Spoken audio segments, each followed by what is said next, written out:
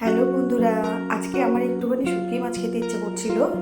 তো আমার দিদিকে বললাম, আমার দিদি আমাকে দিয়ে গেল কটা চুনো শুটকি আছে আর কটা লোটে মাছ, মানে দুটো শুটকি ওরা দীঘার থেকে নিয়ে এলো, তো আমাকে দিল। তো আমি ভাবলাম দেখি রান্না করে, অনেকদিন পরেই রান্নাটা করছি, জানি না কেমন হবে তবুও করছি।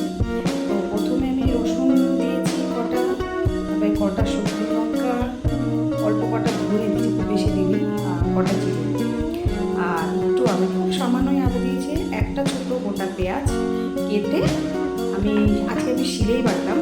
আর শুকনো মাছটা একটু গরমে বসিয়েছিলাম, মানে সেদ্ধ করলাম। আর একটাই সবে আলু কেটেছি, পাতলা পাতলা করে কেটে নিলাম।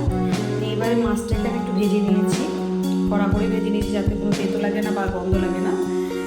তারপরে কড়াইতে যে তেলটা ছিল, বাকি তেলটা, ওর মধ্যে আমি দুটো তেজপাতা, একটু সাদা জিরে দিয়ে একটু নেড়ে চেড়ে নিয়ে এবারে আবারও ওরকমই একটা ছোটো পেঁয়াজ ওর মধ্যে ফোড়ন দিলাম, দিয়ে একটু নাড়াচাড়া করে নিলাম।